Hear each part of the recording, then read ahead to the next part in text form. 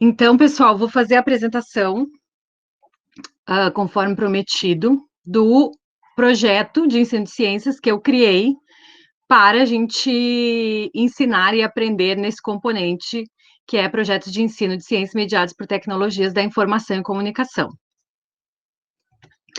Então, nesse componente, foi ofertado para vocês, do mestrado profissional em ensino de ciências, da Unipampa, no decorrer, né, do componente, durante o desenvolvimento, eu enviei para vocês um roteiro para que vocês elaborassem, então, a versão final desse projeto de ensino de ciências mediado pelas tecnologias, que a gente chamou de PEC-TIC, tá? E nesse roteiro, eu coloquei 12 questionamentos, mais as referências, onde cada um de vocês pôde anunciar e apresentar qual era o projeto que vocês estão elaborando e qual o projeto que vocês estão planejando para ensinar ciências mediado pelas tecnologias e para fazer a intervenção pedagógica que o mestrado profissional exige. E aí, então, eu vou compartilhar o que eu fiz para desenvolver esse processo de ensino com vocês. Então, o meu projeto, eu intitulei de Tecnologias Digitais na Mediação de Projetos de Ensino de Ciências. Eu sou a professora Ana Carolina de Oliveira Salgueiro de Moura, do campus Dom Pedrito. A turma é do mestrado profissional em Ensino de Ciências, do campus Dom Pedrito, de Bagé e Caçapava, e composta por 21 estudantes. Quais os conteúdos de ciências que eu trabalhei? O uso, o manuseio e a aprendizagem por meio das tecnologias digitais, ou seja, o letramento digital, a integração das tecnologias digitais com projetos, com ensinar e com aprender, e a leitura, interpretação e articulação de material teórico com as experiências profissionais, ou seja, letramento científico. Então, aqui já dá para ver também que é importante a gente ressaltar que os conteúdos de ciências, eles não estão ou não se resumem só a conteúdos específicos de química, física e biologia, né? A gente tem outros conteúdos que perpassam essas três áreas das ciências e que também são considerados conteúdos do ensino de ciências, que é importante vocês se darem conta para usar nos projetos de vocês também. O que eu quero ensinar? Em como articular o uso das tecnologias digitais de maneira a contribuir para que o aprender e o ensinar sejam significativos e contextualizados. E o que eu pretendo que os estudantes aprendam? Que são as nossas intencionalidades pedagógicas, que determinam a maneira de usar as tecnologias digitais, que, mesmo sem conhecer todos os recursos tecnológicos, aplicativos e plataformas, conhecermos alguns recursos nos permite abrir caminhos e ter facilidades para manuseio de outros recursos. E que a nossa intenção pedagógica nos orienta em como usar um recurso digital ou a buscar recursos específicos para os nossos objetivos. E que curiosidades eu tenho sobre o tema e o conteúdo escolhido? Então, eu trago como curiosidades: que desafios o ensino remoto apresenta para o professor? Quais são as possibilidades no ensino ou na aprendizagem mediada pelas tecnologias digitais? E de que maneira saber manusear as tecnologias digitais e aprender sobre os fundamentos pedagógicos que embasam o uso das tecnologias digitais na educação contribuem para a gente minimizar os desafios e identificar as possibilidades de ensinar e aprender com e por meio das tecnologias digitais. Então, essas curiosidades têm relação com o momento que nós estamos vivendo, tem relação com a formação e a atuação profissional de vocês, que são, em sua maioria, professores, e são formados como professores. E essas curiosidades também deram origem, né, deram fomento para que eu criasse aquele primeiro fórum logo no início do componente, onde eu queria conhecer a percepção de vocês sobre cada uma dessas curiosidades que eu trazia comigo.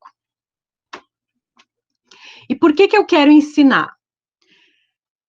Quero ensinar porque aprender é uma das bases do nosso processo humano de ser. Nós somos quando nós aprendemos, de acontecer, de pensar sobre quem somos e de que maneira nós nos relacionamos e de que maneira nós atuamos no mundo. Quero ensinar porque vocês querem aprender, por isso estão nesse espaço. Quero ensinar porque eu amo aprender e eu amo estudar. E quero ensinar porque eu entendo que uma das minhas contribuições com o mundo e com o outro é compartilhar aquilo que eu sei. E provocar o outro a saber e a compartilhar também o que sabe, o que faz, e também a se reconhecer como ser que atua de forma singular e transforma o coletivo. E por que mais eu quero ensinar? Porque, se a gente olhar também nas diretrizes curriculares nacionais para a formação de professores, as diretrizes trazem como uma das competências da docência pesquisar, investigar, refletir, realizar a análise crítica, usar a criatividade e buscar soluções tecnológicas para selecionar, organizar e planejar práticas pedagógicas desafiadoras, coerentes e significativas. E traz como habilidade docente utilizar as tecnologias digitais, os conteúdos virtuais e outros recursos tecnológicos e incorporá-los à prática pedagógica, para potencializar e transformar as experiências de aprendizagem dos estudantes e estimular uma atitude investigativa. Então, alguns dos meus desejos de ensinar, ou algumas das minhas respostas, essas primeiras, se vocês olharem para elas, elas embasam qualquer processo de ensino que eu for desenvolver. Ela não está especificada dentro desse componente.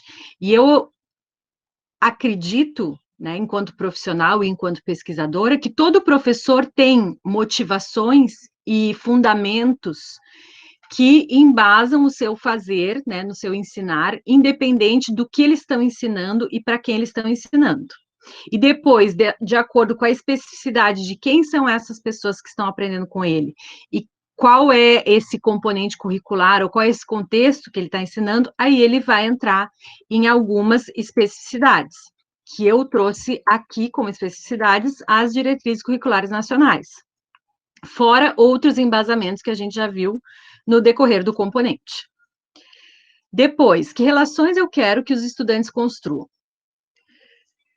Quais os sentidos e potencialidades de articular o seu projeto de ensino de ciências com as tecnologias digitais no que se refere ao aprender dos estudantes e aos fundamentos teórico-pedagógicos?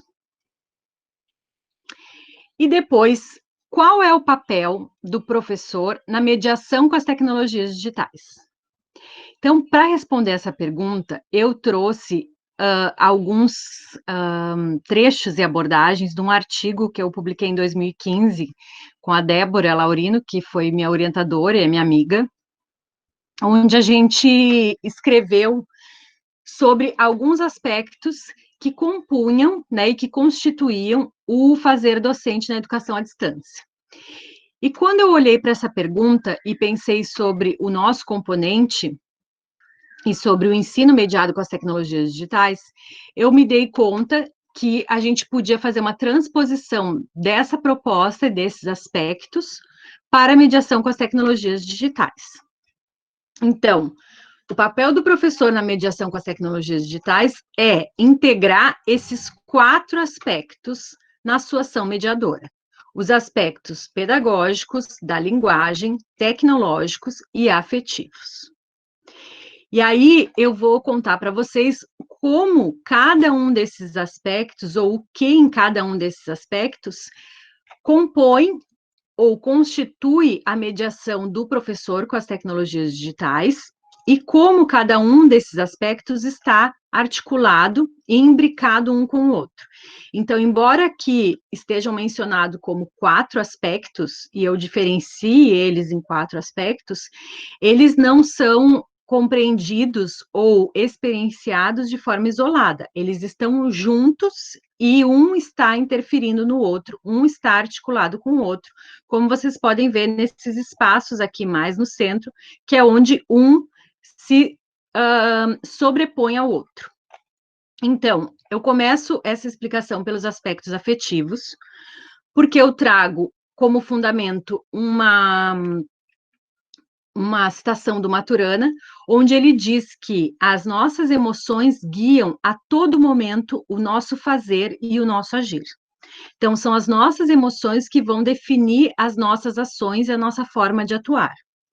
O Maturana também nos diz que as relações sociais, elas só acontecem se a gente tem a emoção de aceitar o outro como legítimo outro. Senão, não tem uma relação social. Senão, a gente nega o outro e a relação não acontece. E o processo educativo, ele está dentro das relações sociais. Então, eu preciso partir dessa moção de aceitar o outro como legítimo outro para que alguma relação se estabeleça. E também trago a questão dos aspectos afetivos e da emoção, se a gente pensar que o ensino com a mediação das tecnologias digitais ainda é recente, e por ser recente e por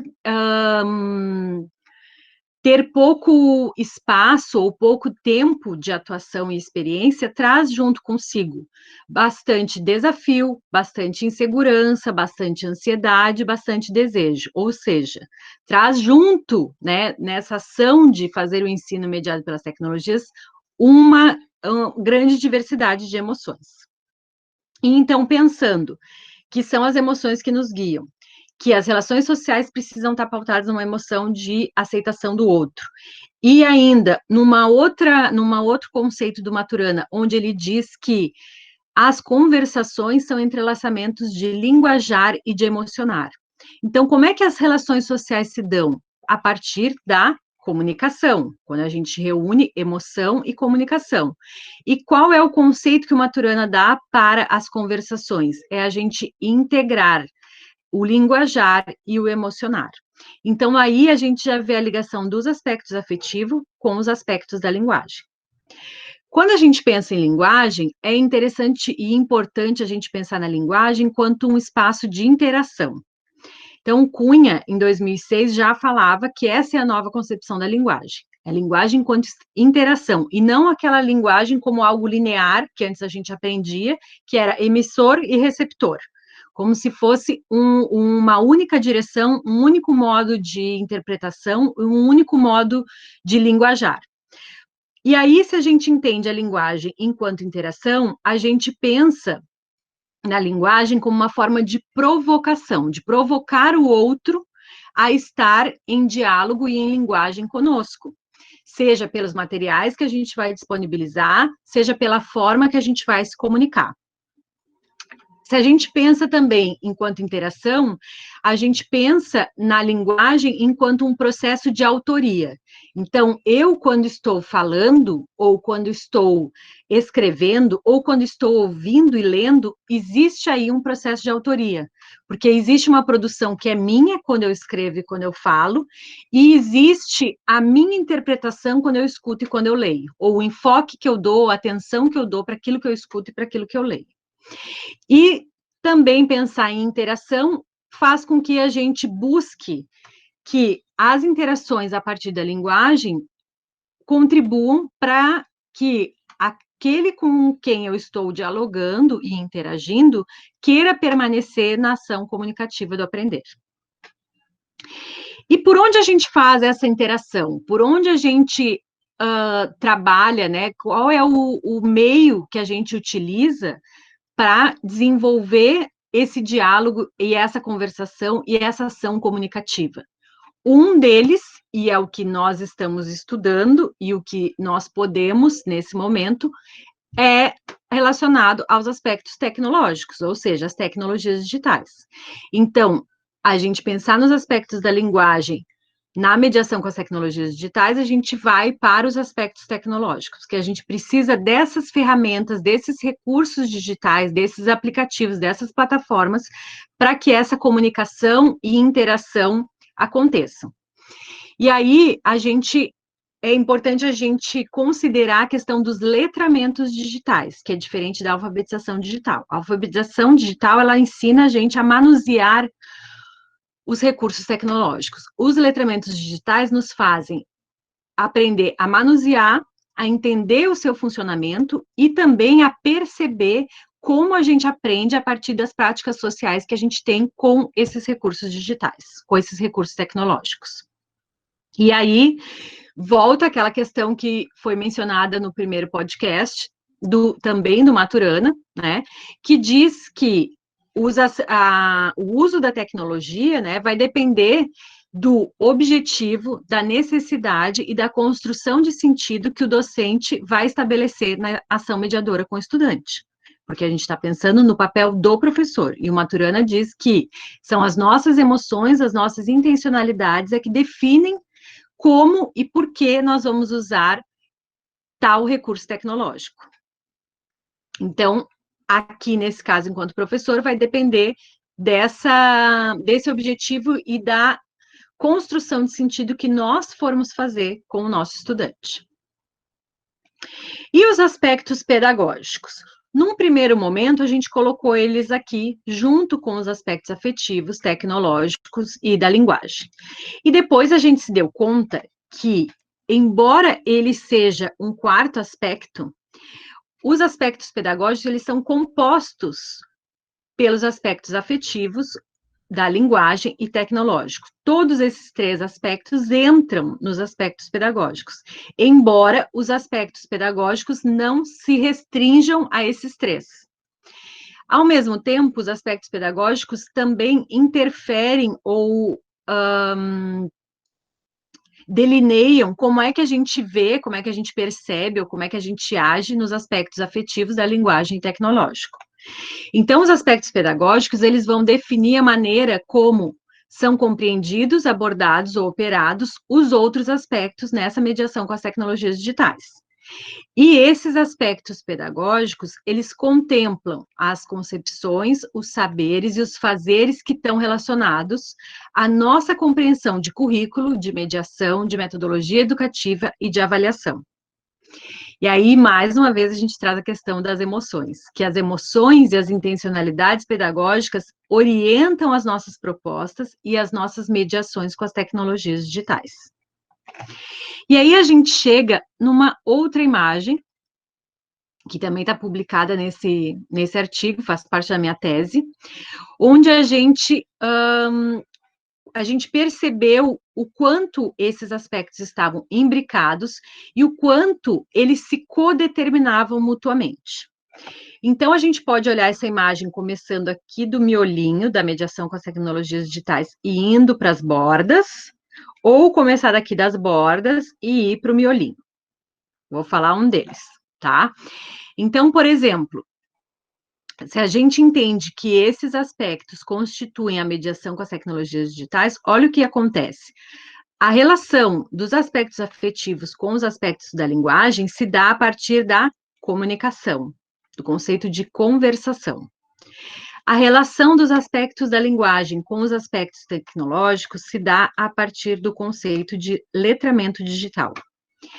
E os aspectos afetivos com os aspectos tecnológicos se dá através das ferramentas de comunicação, ou seja, a afetividade com as tecnologias, ela vai aparecer na forma como eu vou me comunicar com quem eu tiver compartilhando espaços e compartilhando diálogos. E vocês observem também que na imagem eu procurei fazer cada um dos aspectos com uma certa transparência, justamente para mostrar a sobreposição de um com o outro nessa mudança de cor. Esses três aspectos, como a gente falou agora no slide anterior, eles estão, então, definindo os aspectos pedagógicos que compõem a minha mediação com as tecnologias digitais no ensinar. Ao mesmo tempo, os aspectos pedagógicos também fazem delineiam, né, essas bordas que definem esses três aspectos. E vocês observem que a borda dos aspectos pedagógicos, eu fiz ela de uma forma pontilhada, para justamente aparecer que é uma membrana onde as teorias interacionistas estão todo o tempo permeando esses aspectos pedagógicos. Porque aqui teorias interacionistas são as teorias que eu, enquanto professora e pesquisadora, alicerço a minha base e a minha compreensão sobre esse processo de ensinar mediado com as tecnologias digitais, tá? Outras teorias poderiam aparecer aqui, e também interferir nos aspectos pedagógicos, afetivos da linguagem tecnológica. No caso do que eu estou falando, são as teorias interacionistas. E, bom, aí o que a gente vê? Que os aspectos pedagógicos, ao interagirem com os aspectos da linguagem e os afetivos, eles produzem o conceito, né, ou fazem emergir o conceito de emoção e de cognição. Os aspectos da linguagem interferindo ou em articulação com os aspectos pedagógicos e tecnológicos fazem emergir a interação. E os aspectos tecnológicos com os afetivos e os pedagógicos fazem emergir ou são determinados pela intencionalidade pedagógica. E todos esses aspectos, junto com as teorias interacionistas, a gente pode dizer que isso aqui está produzindo um campo epistemológico que é da aprendizagem mediada pelas tecnologias digitais. E esse campo epistemológico eu criei com uma imagem que não tem uma borda definida, é aquela borda que está como uma nebulosa, né? Porque ela não tem ainda uma fronteira rígida, ela não está ainda definida, ela não está ainda delimitada, tá? Então, a gente pode, eu fui indo aqui de fora, de dentro para fora. Ou a gente poderia pensar que o campo epistemológico da aprendizagem mediada pelas tecnologias digitais, ele vai fazendo recortes e vai configurando a forma das teorias interacionistas interferirem nos aspectos pedagógicos que vão determinar os afetivos da linguagem e os tecnológicos. Então, essa é a resposta para a forma que eu vejo o papel do professor na mediação com as tecnologias. O papel dele é articular todos esses aspectos e contribuir na produção desse campo epistemológico da aprendizagem mediada pelas tecnologias digitais. Depois, no item 9, tema da abordagem do conteúdo. Foi o isolamento social, o ensino remoto e os próprios projetos e práticas de ensino de ciências de cada um de vocês, e a necessidade e possibilidade de aprender e ensinar por meio das tecnologias digitais. 10. Recurso digital a ser utilizado. Moodle, com fóruns e tarefas, vídeo, aula e palestra, WhatsApp, mural, podcast, PDF, editor de texto e Google Meet. E aí, como será a utilização dos recursos digitais escolhidos? Então, para responder essa pergunta, eu trago dois capítulos de livros, tá? No qual eu sou uma das autoras dos dois. Um deles fala sobre o espaço contexto, espaço intuito e espaço suporte, que apareceu lá no primeiro podcast, que alguns de vocês eu coloquei como leitura complementar, eu sei que alguns já leram. E o outro artigo, que foi publicado também esse ano, depois desse anterior que eu falei, que é o artigo que fala da convocação pedagógica, que eu vou explicar para vocês o que é. Por que eu trouxe essas duas produções minhas? Porque elas mostram justamente o que eu venho pensando, o que eu venho fazendo, o que eu venho lendo enquanto professora e pesquisadora acerca do ensino e da aprendizagem mediada pelas tecnologias digitais. E porque nessa proposta e nessas compreensões que estão postas nesses dois capítulos de livro, eu também trago todos os autores, né, todos os colaboradores que me ajudaram a pensar e a construir essa proposta, tá? Então, num primeiro momento, eu organizei para apresentar uma tabela. Então, o espaço contexto é o contexto onde essa mediação, onde esse ensino mediado pelas tecnologias ele está acontecendo, e qual é o contexto desse projeto especificamente? É a universidade, o mestrado profissional e o ensino remoto. Tudo isso aqui faz parte do contexto no qual esse projeto está sendo desenvolvido. O espaço intuito é justamente o espaço que define a intenção, que traz a minha intencionalidade pedagógica para que eu possa escolher qual é o meu espaço suporte enquanto plataforma e enquanto recurso digital.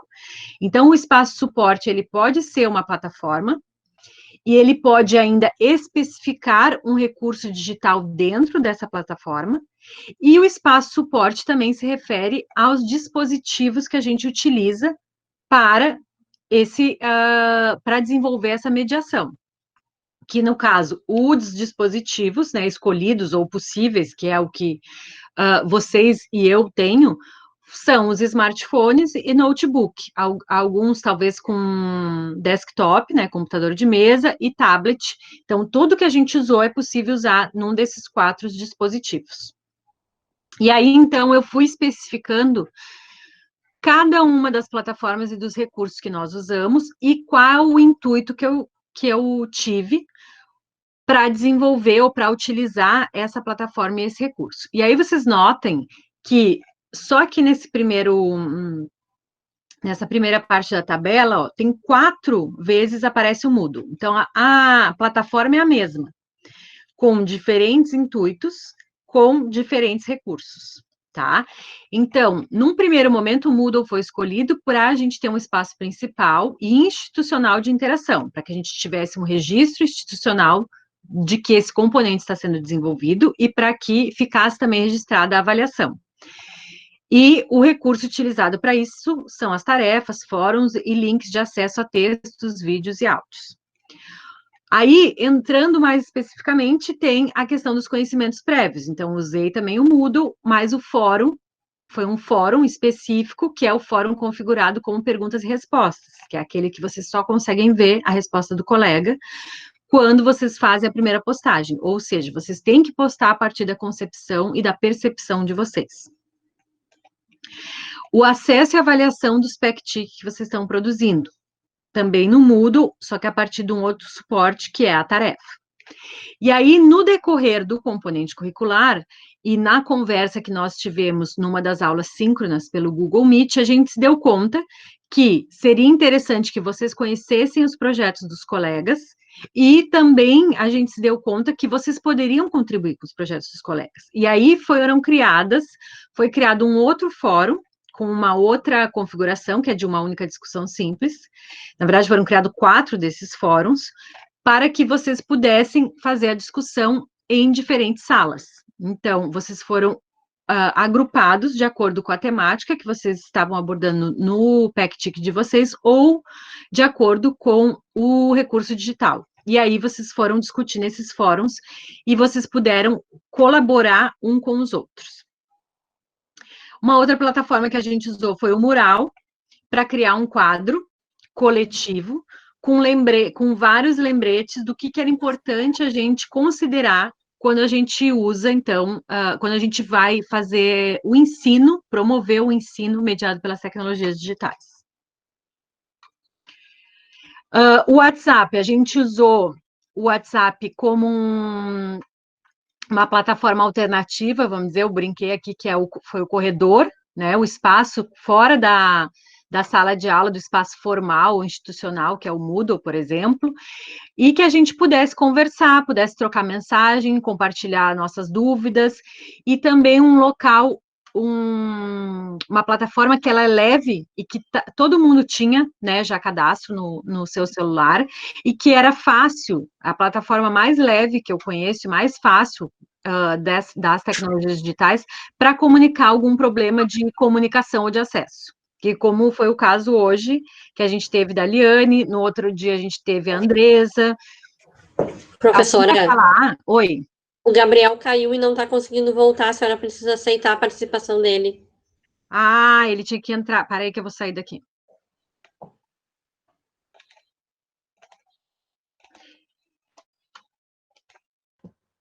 E ele não está lembrando do e-mail dele institucional. Ah, tá, porque era só ele entrar pelo institucional, mas tudo bem. Obrigada, Manuela. Gabriela, já misturei os dois. Tá aqui ele. Eu aceitei. Ah, deu. Oi, Gabriel.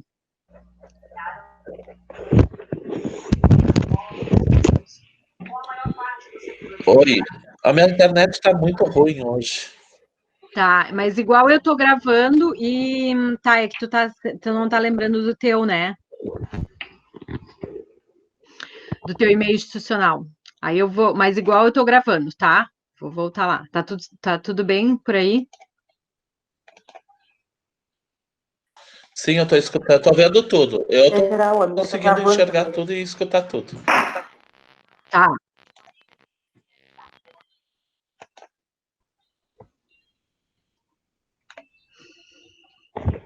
Então, o WhatsApp foi o recurso justamente para isso, tá? Outra plataforma que a gente usou foi o Google, e a gente usou daí, do Google, a gente usou o recurso do Google Meet. E a gente usou com diferentes intuitos também. Para a gente ter esses encontros nossos síncronos, para que a gente pudesse nos ver, ouvir e falar, e para que a gente pudesse gravar, então, essas aulas, caso acontecesse algum problema de acesso, ou ou no caso, por exemplo, da atividade de avaliação. Mas, para além desses intuitos mais gerais, o Google Meet também foi usado para a gente desenvolver a atividade que eu chamei de problematizador secreto. Então, vocês fizeram a leitura de um artigo, e eu queria que um encontro do Google Meet, todos pudessem aparecer na câmera, todos pudessem falar e todos pudessem ouvir. Porque acaba que num encontro sem uma estratégia previamente estabelecida, tem sempre aqueles alunos que participam mais, assim como na sala de aula, né, presencial, ou na sala de aula física, e tem aqueles que são mais quietos. Então, como a ideia era fazer o debate do artigo e também avaliar a participação de vocês, eu criei, então, pensei nessa atividade que foi o problematizador secreto. Então, vocês tiveram que ler o artigo, formular uma questão, e não postar essa questão em nenhum lugar. E aí, no dia do nosso encontro, no Google Meet, fomos fazendo sorteio online, e um foi fazendo a pergunta para o outro. Então, assim, todos puderam perguntar, todos puderam responder, e todos participaram. Também usamos editor de texto, né, para que vocês tivessem acesso a esse roteiro e a produção dos fact-checks de vocês, PDFs para leitura e aprendizagem, YouTube para compartilhar essas aulas que foram gravadas, para compartilhar uma palestra de um professor dentro de um evento que aconteceu uns anos atrás, um professor que é da Universidade de Portugal, ou seja, possibilitar o contato com outro professor e outro pesquisador e outras formas de compreensão, né, e de percepção sobre o que a gente está aprendendo e discutindo. O WhatsApp a gente também usou num momento específico, que foram as mensagens privadas que vocês me mandaram, para que vocês compartilhassem a experiência de vocês com as tecnologias digitais em diferentes espaços, intuito, suporte e contexto. Depois, para a produção dos podcasts, eu usei o 123 Apps, o Anchor e o Spotify, com 3 intuitos diferentes. Para a edição de áudios para o podcast, foi esse 123, com cortador e união de áudio. Para que eu pudesse fazer o upload e compartilhar esses áudios, eu precisava de uma plataforma de compartilhamento de áudio, que a que eu achei mais fácil de trabalhar foi a Anchor. E para compartilhar esse podcast também a Anchor, ela compartilha sem necessidade da pessoa criar uma conta, sem necessidade de instalar um aplicativo, por exemplo, no celular. E o Spotify, que é justamente já uma plataforma de compartilhar áudios e podcasts.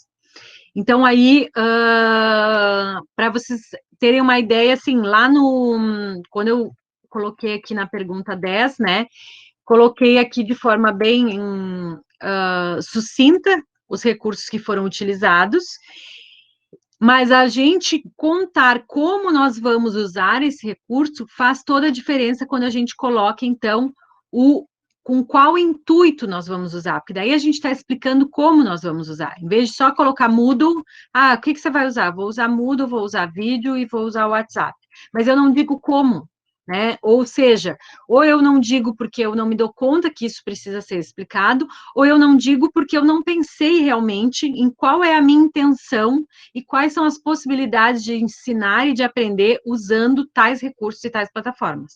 E isso faz a diferença na forma como a gente vai fazer essa mediação com as tecnologias. Se a gente planejar e programar de forma bem específica como nós vamos usar, com quais intenções, com quais intencionalidades pedagógicas, ainda que isso possa ser modificado ou adaptado de acordo com o decorrer e com as necessidades da turma e do próprio professor. E trago, então, como fundamento pedagógico desse PECTIC, a minha proposta de convocação pedagógica. Então, essa proposta de convocação pedagógica eu criei a partir de diferentes experiências que eu tive na prática docente e a partir da investigação da minha própria prática docente.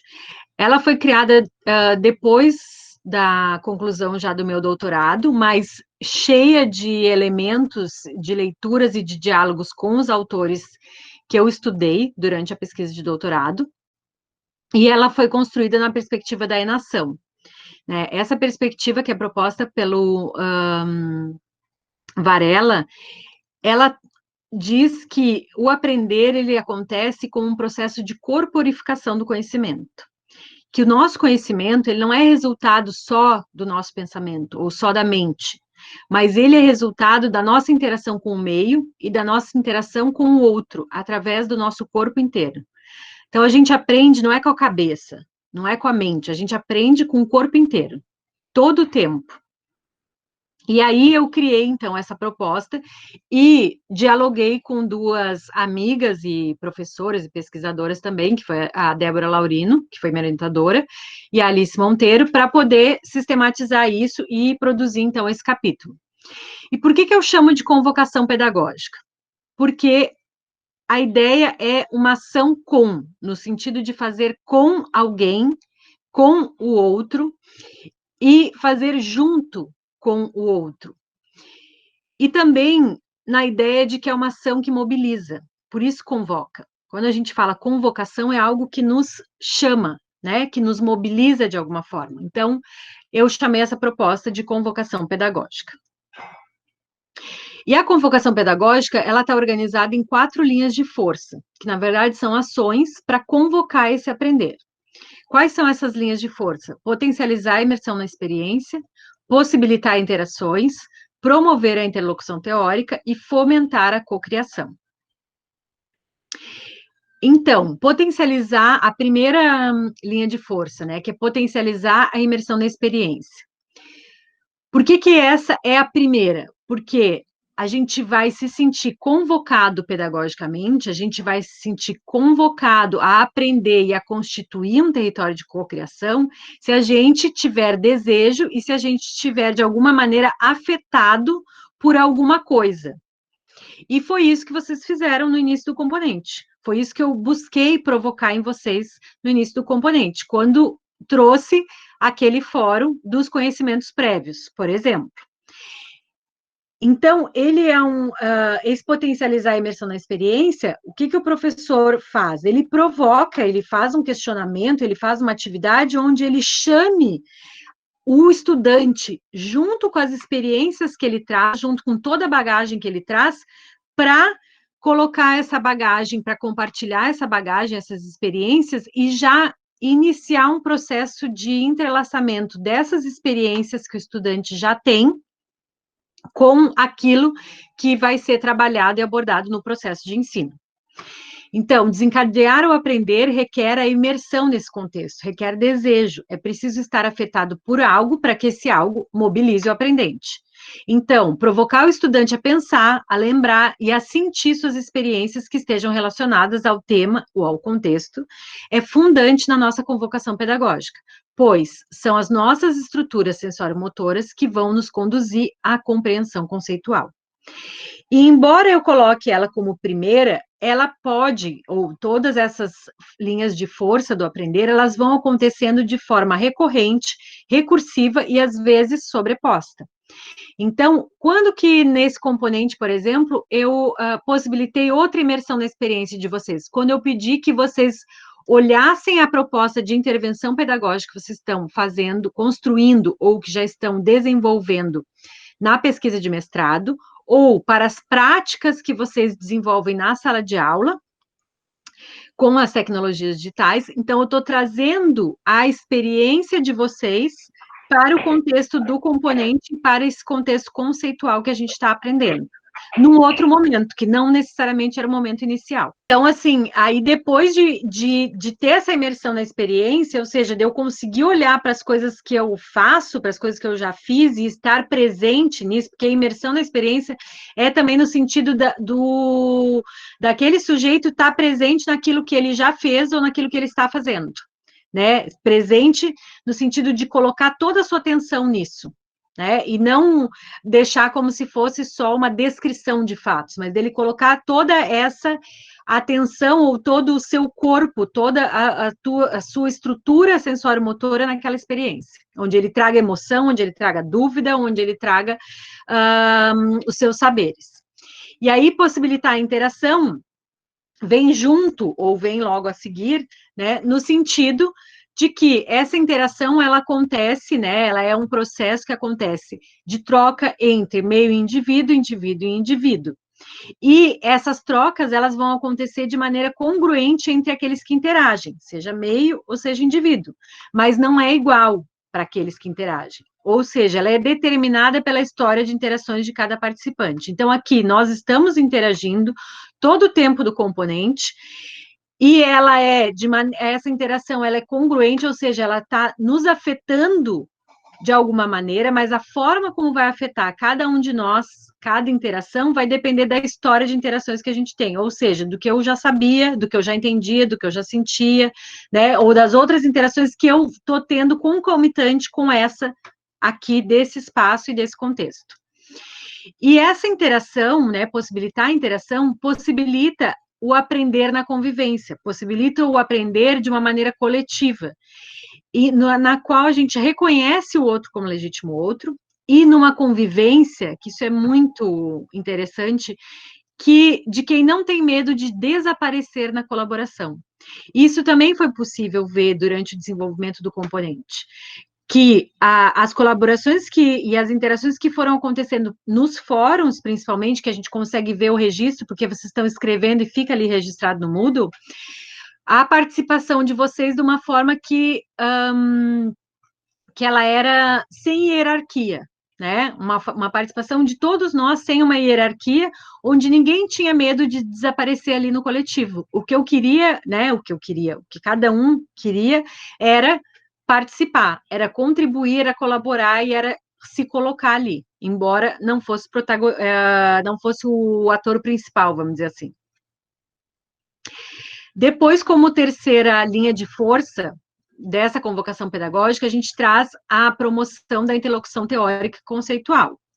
Por que a interlocução teórica e conceitual?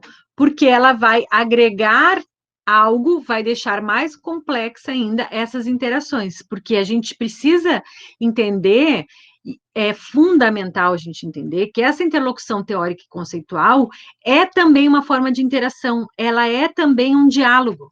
Não é alguma coisa que vem do além, não é alguma chatice que o professor está pedindo para a gente colocar lá na dissertação, no que está escrevendo, no artigo, na publicação da revista.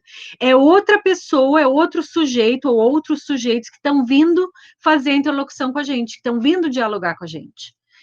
Então, o conversar com os outros autores, ele vai complexificar essas interações, e na interlocução, a gente parte da reflexão sobre a prática e articula essas reflexões teóricas com outros conceitos, outros contextos, outras práticas, outros saberes, outros modos de pensar, que vai contribuir para que a gente amplie a nossa compreensão e para que a gente aprofunde esse nosso conversar, para que a gente se abra a uma inventividade.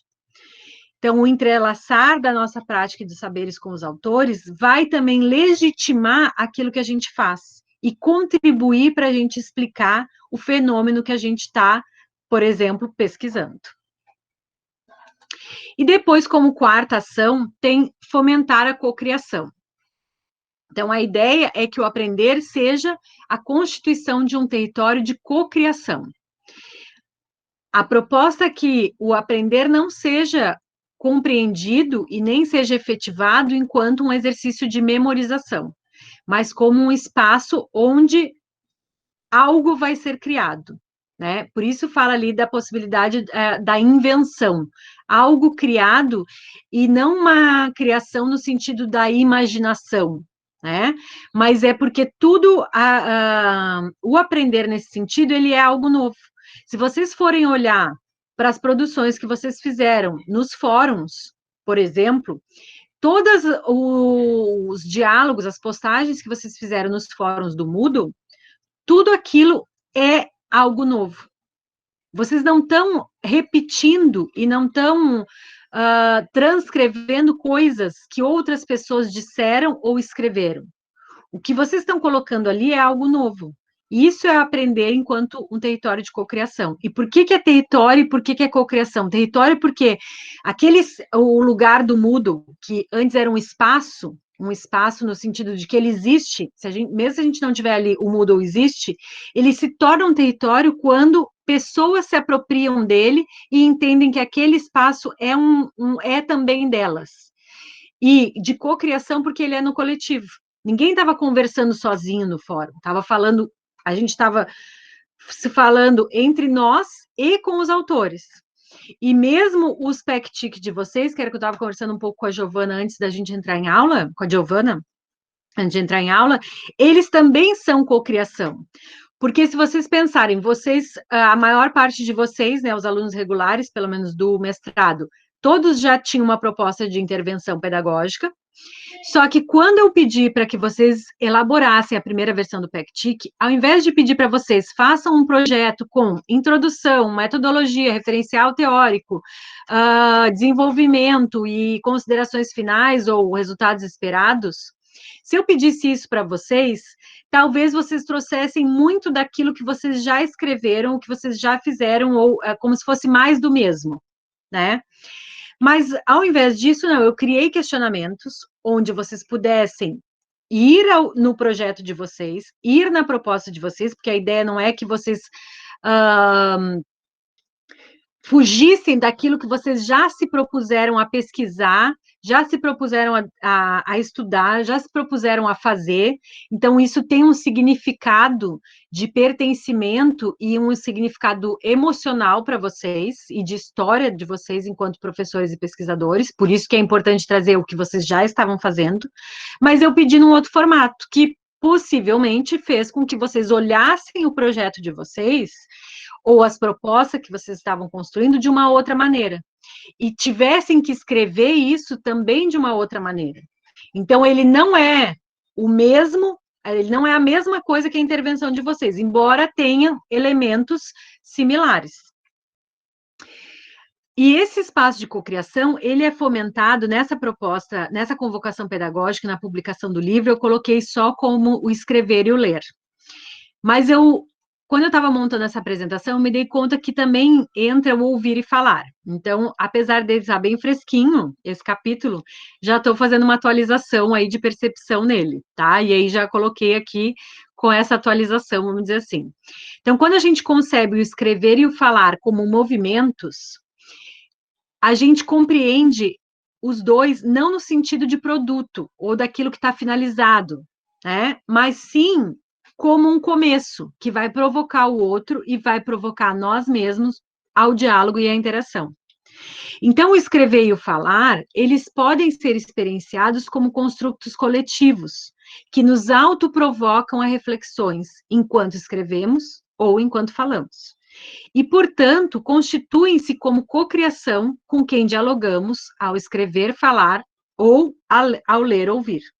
Porque, geralmente, a gente pensa no escrever como algo solitário e como algo que está acabado, né? Principalmente nesse processo aí de desenvolvimento de pesquisa de mestrado, muitas vezes a gente escuta esse tipo de relato.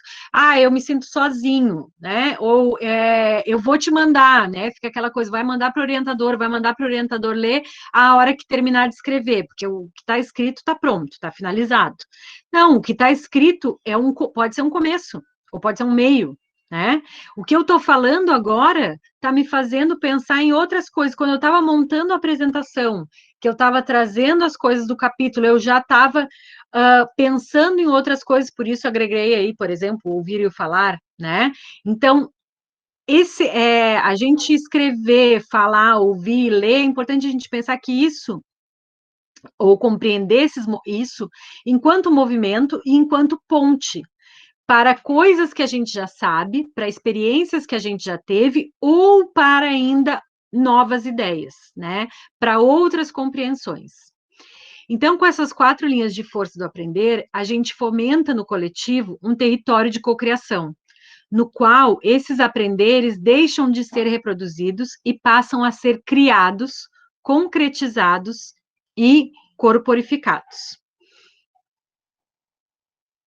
E quais são as possíveis contribuições dos recursos digitais escolhidos a partir da perspectiva interacionista e da enação no ensino de ciências? Então, eu elenco aqui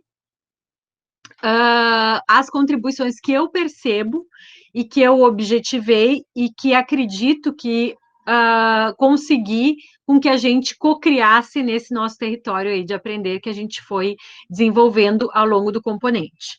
É a comunicação em rede, a gente conseguiu estabelecer e permanecer nessa ação comunicativa em rede, as nossas interações mútuas e heterárquicas, a presença virtual, que também, pelos relatos que eu já escutei, ou as conversas que a gente teve, todos sentiram essa presença virtual, a mediação da aprendizagem, a flexibilização dos processos formativos.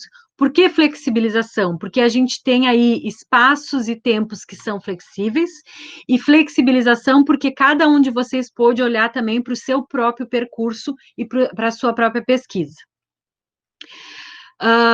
Outra contribuição são as possibilidades de produção e de compartilhamento do conhecimento junto com vocês, sujeitos aprendentes, e também mais uma contribuição que é a questão das aprendizagens autorais e ativas.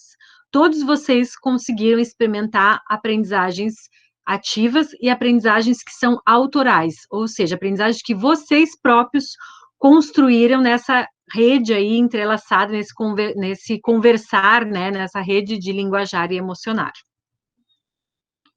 Aqui estão as referências que eu usei para especificamente a construção dessa apresentação, desse PECTIC, mas claro que tem todas as referências outras do componente, né, que vocês estão acompanhando comigo.